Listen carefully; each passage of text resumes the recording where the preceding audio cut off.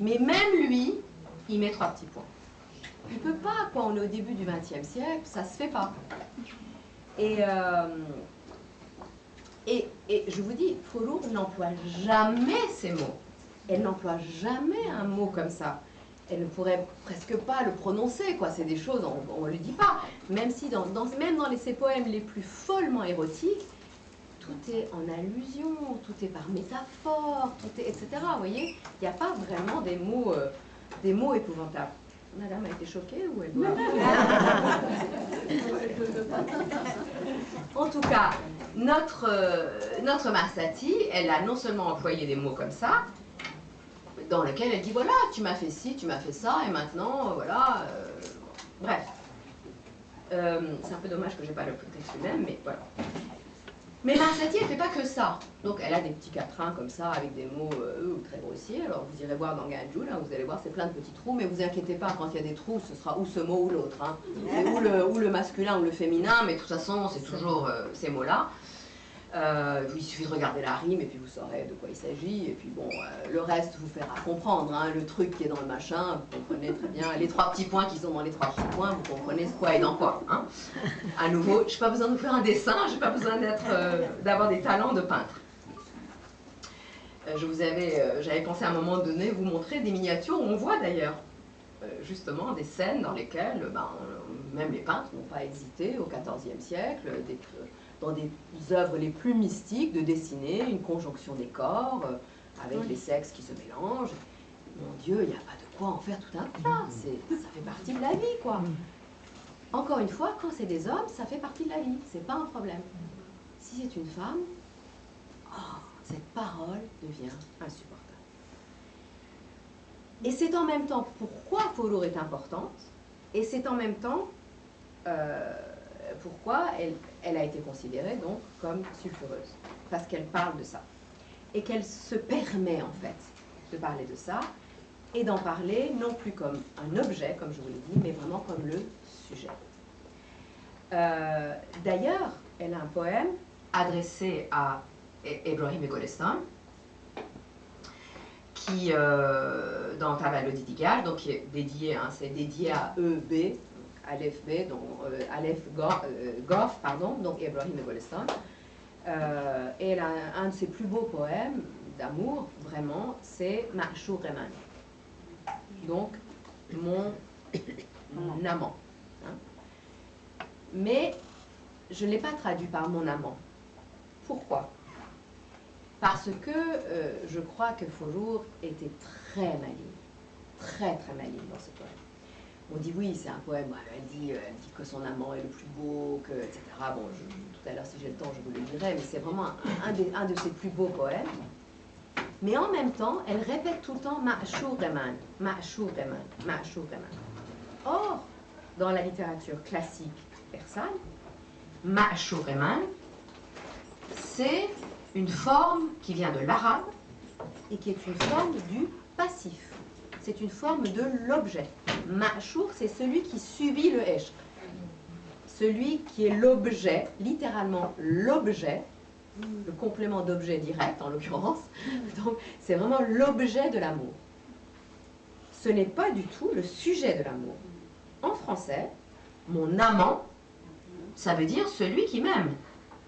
C'est un participe présent. C'est celui qui agit. C'est celui qui est dans l'action. Alors, amant, c'est pas aimant. Amant, ça veut dire qu'il est dans l'action sexuelle. Mon amant, quand une femme dit j'ai un amant, ça veut dire j'ai quelqu'un avec qui je couche. Voilà, ça veut dire ça. Et donc, je me suis dit, mais non, la traduire par mon amant, c'est faire complètement trahir ce que Faulour Farrouzot a en tête. Parce qu'elle écrit un poème en tant que femme, clairement. D'ailleurs, elle le dit dans plusieurs de ses interviews, dans l'introduction du mur de Dibol. Elle dit, mais je suis une femme, donc c'est normal que je parle d'un point de vue de femme. Ça ne veut pas dire que je fais de la poésie féminine, ça veut dire que je suis un poète. Il se trouve que je suis une femme, donc je dis je en tant que femme. Ben, c'est exactement ce qu'elle fait dans ce poème. Et ce Ma'shur Reman, il est clair que c'est Ebrahim Golestan. Là, en l'occurrence, il n'y a pas de doute sur la question, puisque ça lui est vraiment dédié. Et en même temps, dans notre littérature, on ne dit pas Ma'shur pour une femme, pour un homme. l'homme, il est Osher. Donc, il est sujet, Fa'el. Osher, c'est le chaîne du Fa'el, hein, le sujet. Et Ma'chour, c'est le chaîne de Maf'oul. Et comme vous le savez, Maf'oul, ça amène sexuellement, ça a une connotation négative. Hein, ça veut dire passif. Alors, quand c'est un homme et une femme, c'est pas grave parce que la femme, c'est normal qu'elle soit passive. S'il s'agit de deux hommes, c'est carrément très mal vu. Hein. L'homosexualité fa'el, hein, active, c'est pas du tout mal vu. Mais l'homosexuel passif, ça, c'est très mal vu. Donc, vous voyez que c'est intéressant. Les mots sont tellement chargés, c'est tellement intéressant. Et donc, elle renverse le passif et l'actif. Elle le renverse dans la grammaire. Et elle dit Ma'chour vraiment. Donc moi je traduis celui que j'aime. Parce que je n'avais pas de mot en français pour dire Osher. D'accord? En fait, pour dire l'objet de mon amour. Et si je disais mon aimé, c'est trop éthéré justement. Mon aimé, c'est un peu trop, voilà, mon bien-aimé, ça emmène quelque part dans le cantique des cantiques, alors que là c'est Ma'chour vraiment, et en plus il est là, il est présent, il a un corps puissant, tout ça, mais il est puissant, il a tout ce que vous voulez, mais c'est son objet. Elle en fait ce qu'elle veut. Et dans la relation amoureuse, et surtout dans la relation poétique. Il est mon objet. C'est moi qui décide comment je vais le décrire. C'est moi qui décide de l'aimer ou de ne plus l'aimer. C'est moi le sujet du poème, c'est moi le sujet de l'amour. Et en cela, elle fait quelque chose de révolutionnaire. Et je pense que je me suis rendu compte de ça parce que par ailleurs, j'ai étudié beaucoup la littérature amoureuse, même mystique, etc. Et que par ailleurs, j'ai vu à quel point, dans notre littérature, il y a cette prégnance, en fait, des schèmes de la grammaire arabe dans notre lexique. En particulier chez des gens comme Olavi, comme Hafez, comme Saadi, etc. Saadi, qui est un arabophile et un arabiste tout à fait distingué, un arabisant distingué, il sait très bien ce qu'il fait quand il dit Ma'achour ou Osher ou Eshr, etc. Il sait comment jouer avec ça. On ne peut pas dire Yoreman, Nozanin, Yoreman, Deldoreman. On peut le dire, mais Folore Parozo a dit Ma'achoureman. Je pense qu'elle a fait exprès. S'il vous plaît, respectez. Alors, après, vous pouvez. Nous avons le temps pour questions-réponses après. Voilà. Il faut pas de toute façon, je vais aller maintenant, je vais arriver à la fin parce que je vais vous laisser le temps de parler. En tout cas, elle fait ça.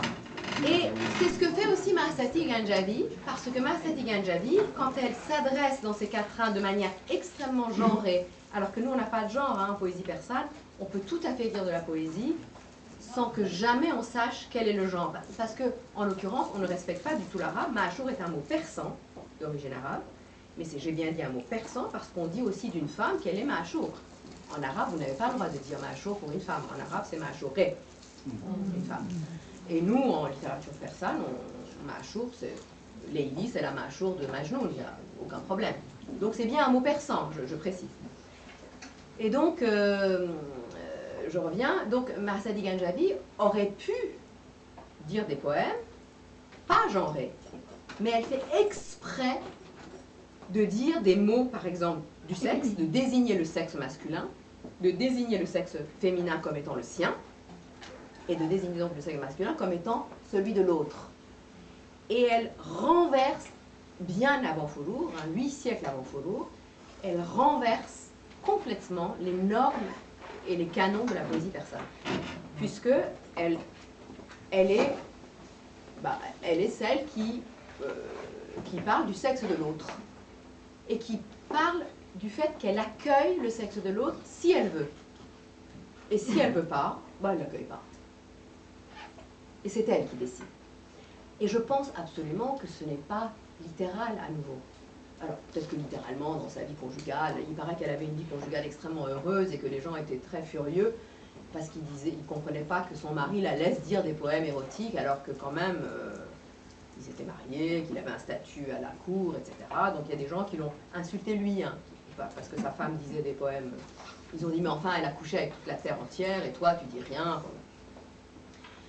Ils diront la même chose pour Jahan Khatoun, qui était la princesse injouïde contemporaine de Hafez, qui est la première femme à avoir un divan complet qui nous soit parvenu.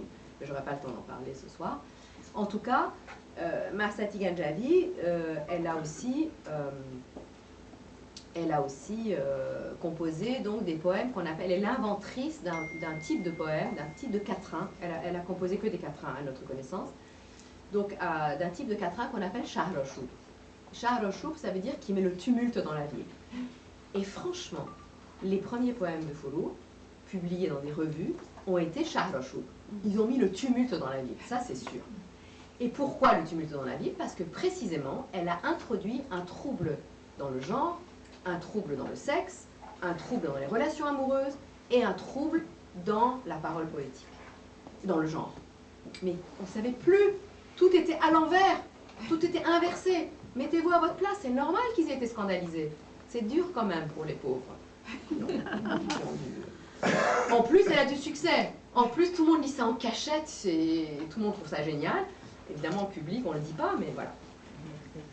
Et donc, ces quatrains Shahr-o-Shub de Mahsati sont très amusants parce qu'elle fait des jeux de mots. Et le fait qu'elle fasse des jeux de mots montre bien que c'est un jeu de langage avec les métiers qui sont dans la ville de Balkh. D'ailleurs, c'est une poésie qui a beaucoup intéressé même les gens qui s'intéressaient à la sociologie des métiers au XIIe siècle dans la ville de Ganje. Pardon, je dis Balkh, Ganje. Elle dit par exemple, « Hier soir, je dis à ce beau garçon tailleur, Darzira, Darzi, ça veut dire le garçon qui fait la couture, Darzi. Donc, Darzira, la rime c'est Darzira, au garçon tailleur. Au nom de Dieu, chante bien fort et mets-toi au-dessus. Darzira, viens en dessous. » À nouveau, elle fait un triple jeu de mots. Chante bien fort, mets-toi au-dessous. Ça veut dire un petit peu à voix basse, enfin dans les gammes basses, voilà, dans les notes basses, mais ça veut aussi dire, bien sûr, viens en dessous. Maintenant. Et comme je vous l'ai dit, hein, le premier poème qui a fait scandale, elle se montre au-dessus. Follow. Tu n'achèteras jamais, me dit-il, mon habit d'union.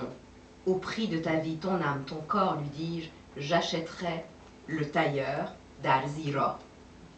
À nouveau, le ra du complément d'objet. Alors, bon, ça, vous voyez que c'est évidemment qu'elle n'a pas été voir le garçon tailleur de la rue dans Ganje pour lui dire « Viens te mettre en dessous de moi ». C'est ridicule.